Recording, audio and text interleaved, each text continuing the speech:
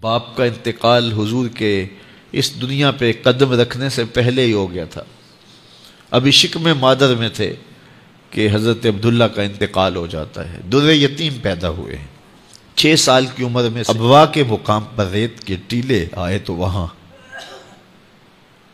سیدہ آمنہ کی طبیعت خراب ہو گئی اور پھر لمحے بھی زندگی کے آخری ہیں. سیدہ آمنہ نے محسوس کر لیا کہ یہ میری آخری سانسیں ہیں. سیدہ پاک نے حضور کے سر پہ ہاتھ رکھا اور روتے ہوئے کہا کہ بیٹا ہر نئی چیز نے پرانا ہو جانا ہے، ہر باقی نے فنا ہو جانا ہے. میں بھی جا رہی ہوں وَذِكْرَ بَاق وَوَلَدْتُ طُهْرًا، لیکن میرا ذکر نہیں مٹے گا، اس لیے کہ تیرے جیسا ستھرا بیٹا چھوڑ کے جا رہے ہیں. یہ آخری لفظ تھے سیدہ پاک کے کہ سیدہ آمنہ سلام اللہ علیہا کا انتقال ہو گیا. خیر حضور ماں سے لپٹ گئے. امی آپ آگے بولتی نہیں ہیں، لیکن خاموش ہو گیا تھا چمن بولتا. حضور نے وہیں پھر اپنی ماں کی تدفین کی. تدفین کے بعد ام ایمن کے ساتھ سواری پر بیٹھ جاتے ہیں اور چمٹ جاتے ہیں ام ایمن کے ساتھ، اور وہ جا کے حضرت عبد المطلب کے سپرد کر دیتی ہیں. تو حضرت عبد المطلب حضور کو آغوش میں لے کے بڑا روئے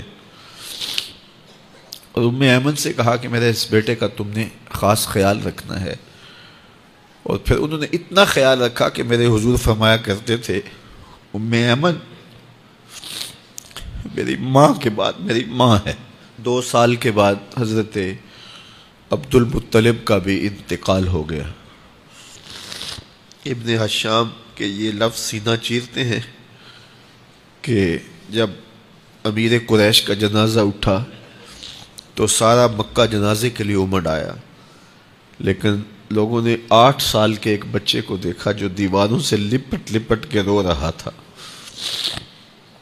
آج یہ سہارا بچھن گیا تھا.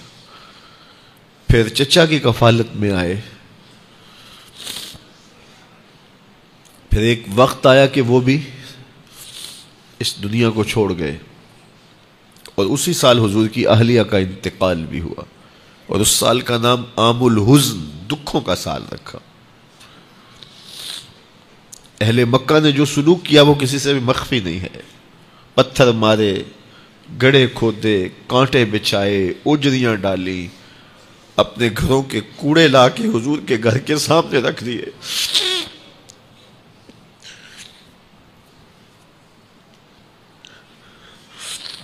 یہ کس چیز کی سزا دے رہے تھے میرے حضور کو؟ میرے حضور علیہ السلام نے پھر طائف کا سفر کیا کہ شاید وہ لوگ میری بات کو سن لیں،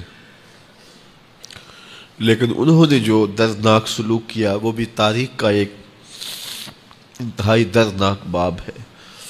انہوں نے اوباشوں کے ہاتھوں میں پتھر دیے اور جس راستے میں میرے حضور نے گزرنا تھا ان کو اس راستے پہ کھڑا کر دیا اور کہا ان پہ سنگ زنی کرو. اور وہ آقا کریم پہ پتھر مارتے، حضور کے پاؤں پہ پتھر مارتے.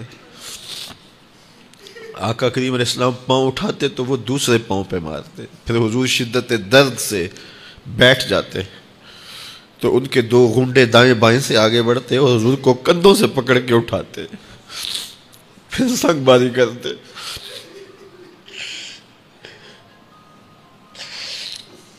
نالین حضور کے خون سے بھر گئے. عذاب کے فرشتے حضور کے پاس آئے کہ اگر آپ بد دعا بول دیں تو ابھی ہم ان پہاڑوں کو جوڑ دیتے ہیں اور یہ طائف کے لوگ پس جائیں گے ان پہاڑوں کے درمیان. آسمان سے پتھر اتریں گے، ان کے سر کچل دیے جائیں جنہوں نے آپ کو دکھ دیے. اب صحابہ جو ساتھ تھے انہیں بھی شدید آرزو تھی کہ حضور ان کے لیے بد دعا کریں، انہوں نے بڑا دکھ دیا. تو پھر حضور کے ہاتھ اٹھ گئے. صحابہ کا خیال یہ تھا کہ ابھی حضور کی زبان کھلے گی اور بد دعا کے لفظ نکلیں گے اور یہ پیس دیے جائیں گے، لیکن جب وہ لب کھلے، وہ پتلی پتلی گلے قدس کی پتیاں، وہ لب ہائے دور جب کھلے تو لفظ کیا تھے؟ اے اللہ میری قوم کو ہدایت دے دے، یہ مجھے جانتی نہیں. اور کہا کہ مجھے ان کی نسلوں سے